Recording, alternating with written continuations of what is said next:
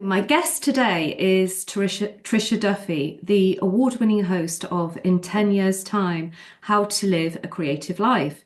Tricia's philosophy blends long-term thinking with small daily steps. And today we'll be talking about how animals can help us find balance, reconnect with ourselves, and maybe even reshape our goals. Welcome, Tricia.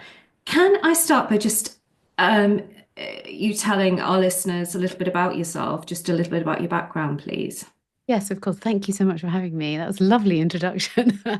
I am a songwriter, but for many years I worked in as a strategy consultant and in the television industry.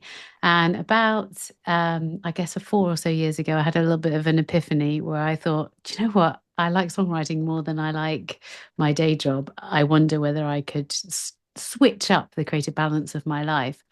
And so I started experimenting on myself with this 10-year planning process, which is something I used with my clients, my creative clients, and found that it was really effective. And I did start to make some changes. I started to really analyze what was driving me, what was giving me nourishment, and changed the balance of my life. And then about a year or so ago, I thought, do you know what? I think this is something that I could offer to other people as well, to encourage them to change the creative balance of their life, particularly as we reach kind of the middle stages of our lives. I think sometimes we can tell ourselves some stories and narratives that make us think that perhaps we've left it too late, or it's not the right time for us. And I don't think that's true at all. We're all living longer and longer. And so, yeah, I created the podcast and I created a whole bunch of resources for people to try and support them to change the creative balance of their life. So really, that's how that all came about. And now I'm happy to say that I spend about 40% of my time on that podcast and that creativity kind of network, if you like, and 40% of my time as a songwriter. And I still have a little bit of day job work going on there just to keep the wolf from the door, but the I, balance has changed completely. So I'm I kind of have living my actually, own experience. I have tuned in myself, and it's incredibly inspirational. Oh, And thank you. you're award-winning now, I Yeah, understand. I know. That was a complete shock. So I was nominated last year, which was the first shock. And then when I actually went and won it, I literally couldn't Wait, believe it because what, what was the award again, if you can tell our listeners? it was the Women in Podcasting Awards. Yeah, Yeah, so it was all about women podcasters because in a lot of creative industries, we know that women have a huge statistical disadvantage. So yes, it was for women in so did you podcasting. have a grand finale, posh grand finale in Oh, London? do you know what? It was just so, it was like a comedy. I mean, you could turn a lot of things in my life to a comedy. I always think after the fact. So I got a note from the organisers saying I couldn't make it to the ceremony, which was online because the ceremony was in America, and so they were running it online for the international participants. But I couldn't make it. It was going to be very late at night, and I just couldn't make it. And so they wrote to me saying, I know you can't make the ceremony, but we're asking the top three nominees to all record an acceptance video. And I was like, blimey, fancy being in the top three. And then stupidly, I thought, well, I won't have won it. So in my just worst t-shirt, I did my video going, oh, I'm so surprised. Thank you so much. And then I actually won, and that actually went out on the broadcast. Oh my So goodness. when I watched it back, I was just like, obviously, they didn't really ask. Well, I don't know if this is true, but I imagine they probably didn't really ask the top three. They probably actually only asked the winner, but told them they were the top three to keep the surprise. But I just fell for it completely and never expected in a million years that I would win. So it was a complete shock. You were incredibly natural, obviously. This is Oh, it. Yes, obviously. the genuine, authentic person. So Yeah, that's great. exactly. Tricia, I mean, obviously this is the Pets Mag podcast, so can you tell our listeners you have pets in your life currently, don't you? And I do. how have they influenced your well-being and creativity? Well, one of them is lying right next to me now. Her Oh, name's Joni, or to give her her full name, Joni Mitchell. She's a tortoiseshell cat and is no exaggeration to say she's actually the love of my life. I adore her beyond any being. Even my own children don't publish that bit. Oh no, too late. Um, she is, yeah, I absolutely I love her. She is sleeping through this big gush of emotion in a really nonchalant, typical cat-like way. And I also have a dog called Purdy, who is I mean, I love the dog, but I really am all about the cat, if I have to be honest. The dog I just find a bit, silly and too obliging, whereas the cat I admire for her I think you're discerning. either a dog or cat person, aren't I you? think so, yeah. So I've got to confess for all the dog listeners that I am all about the cat. Including Although me. I love them both. I love them both Three equally. doggies in the background. Yeah, exactly. Sorry, dogs. I absolutely adore them both. But I mean, to answer your question about how they kind of ground us and keep us creative, I mean, I find the cat particularly absolutely hilarious. I mean, she's just so amusing. She's got such a personality and she's unbelievably communicative. So she sort of comes up to me and meow and does this sort of like trilling kind of chitter chatter as well, and then Oh, plonks so herself on she's my it's chest. talking to you in She's her own actually language. talking to me. And then obviously you talk back, don't you? If someone talks to you, it's very You rude to leave do. them unanswered. So you talk back to them. I mean, she has her own voice. So when she does speak in English, I do that for her because I'm very generous that way. And so actually, if you think about that kind of engagement that you have with an animal and how you do give them a voice and give them a personality and kind of lay your own kind of human characteristics on top of them, that in and of itself is a creative act.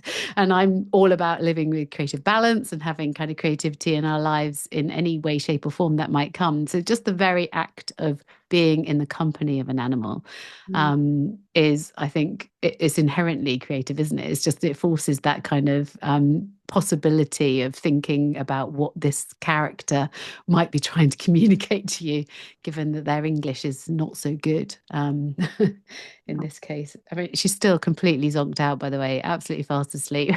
So when you're recording your podcast, does she tend to be at your feet? Do you know what? She's not often in here. I feel quite privileged. I think she must know. This is what I'm saying. These animals are super intuitive. It's almost as if she's appeared and taken this seat Uh, just because she knows I'm being interviewed by Pets Magazine. And I find that really quite. I mean, I'll give her all the credit for the intelligence that she must know that I'm talking to you.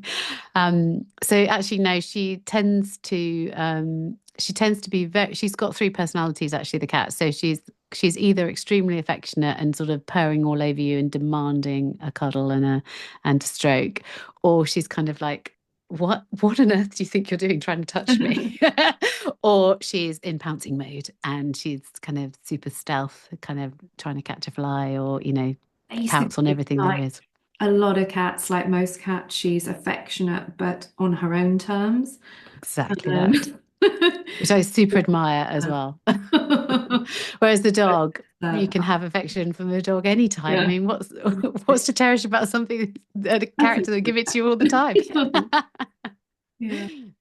Um, Tricia, in your work, you encourage people to think about the next 10 years. How can animals play a part in shaping that vision or helping us to stay on course with our goals?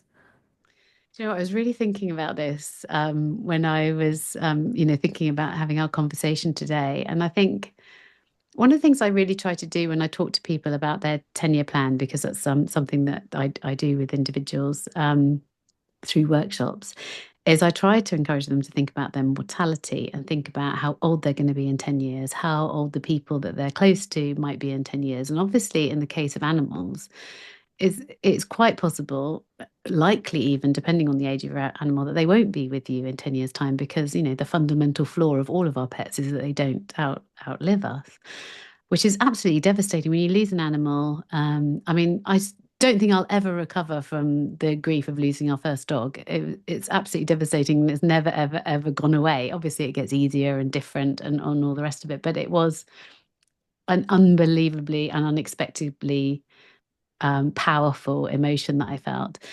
And when you think of the context of our mortality, although that's quite a bleak thing to think about and quite a difficult thing for us to think about, I do think that it really does empower us, because if we can think about the finite nature of life and the time that we have available to us, it does help us think about how we want to spend that limited resource that we have, and how we might kind of feel more gratitude or get more nourishment from the things that we have around us. It's sort of thinking about the future and what might change enables us to make more decisions about how we want to spend our time today, and cherish it while it's here. So cherish the cat while she's chucking up a fur ball for all that she offers me while I have her, because in 10 years' time I probably won't have the Don't cat. you think the wonderful thing about animals is they do focus on the now, they only live in Yeah. the now, so they teach us to value the present more.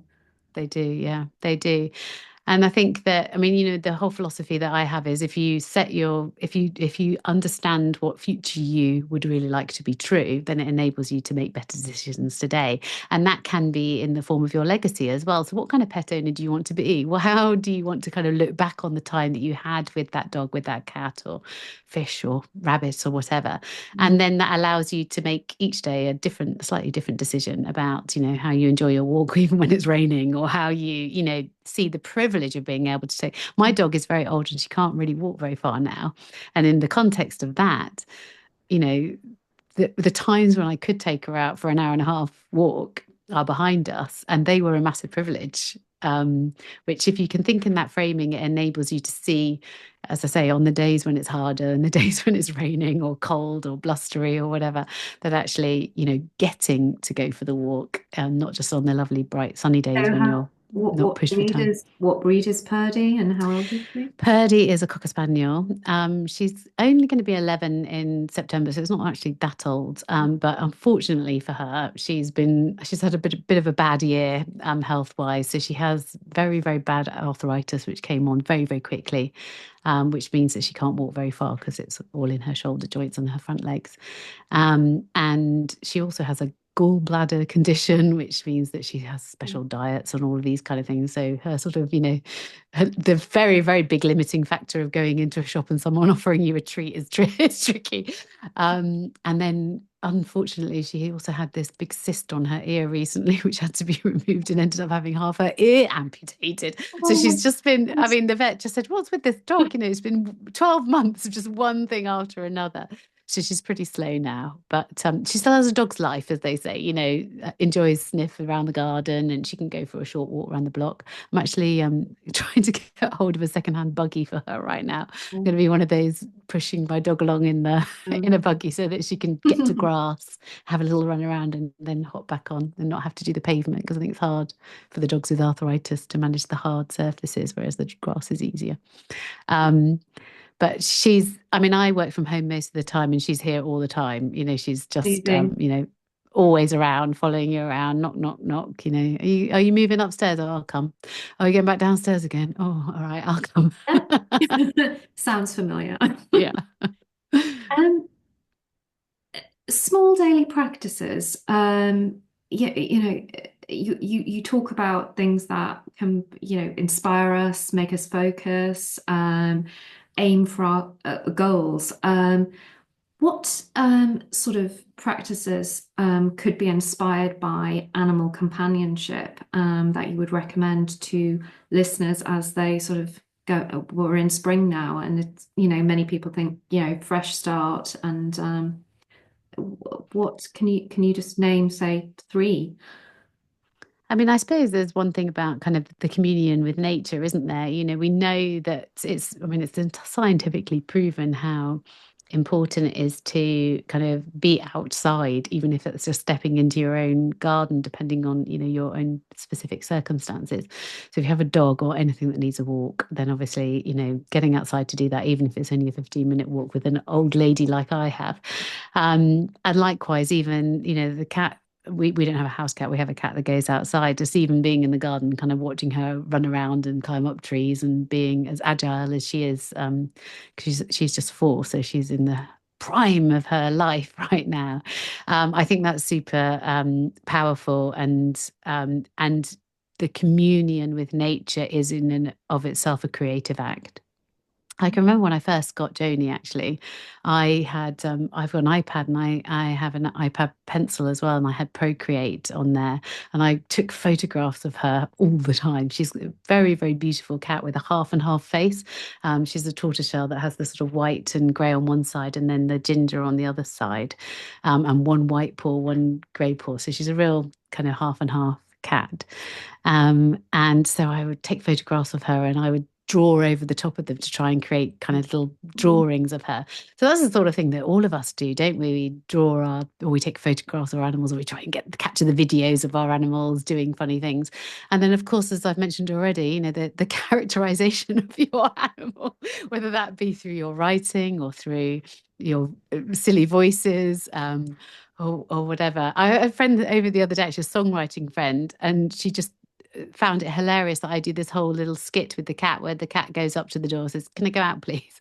And then as soon as you open the door, she's like, "Oh, no, no, I want to come in again now." And then, "No, no, no, can I go out, please?" "Oh, no, no, no, can I come in again now?"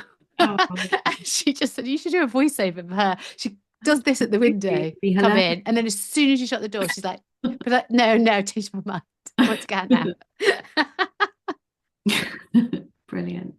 I think anyone listening is probably think that's slightly insane, but I think that's part of the joy of having an animal is that kind of joyful, it's just so So, simple, isn't it? And so absolutely. funny. So, Yeah. so being around animals, it's just there's something just so inherently creative, do you think?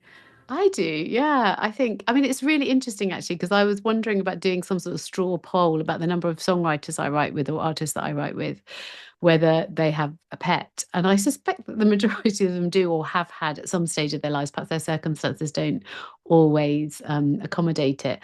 I mean, I was at a songwriting camp a couple of weeks ago and working with two artists, both from Luxembourg, and there were two dogs in the house where the production studios were. And so you'd be kind of writing these songs, and then the big old retriever would just sort of slope in and say hi. And, it brings a focus to the room. It brings a sort of a camaraderie around everybody in the room, is sort of focused on that one thing, comes and says hello, kind of has a little look about, and then saunters off again. And it's just sort of like a kind of a focus, if you like, for everybody there that brings us all together. Perhaps they know their moment as well, a bit like Joni arriving here today, which she never sits here because she knows I'm talking to you. I think there's something about the dog as well, sort of sensing that maybe it's time for me to intervene in this co-write to help them move on to the next kind of set of words or music or harmony that they're going to create. I think they're very intuitive, and they can definitely offer us kind of insights and just a sort of almost external kind of mirroring of our own personalities, if you like, to allow us a different perspective on things. So we've come to the end of the show now, but it's been an absolute pleasure to speak to you today, Tricia, and just wanted to say congratulations on the award and good luck with everything in the future. It's been Thank you a very pleasure. much Thank indeed. you. It's a pleasure to talk about my cat.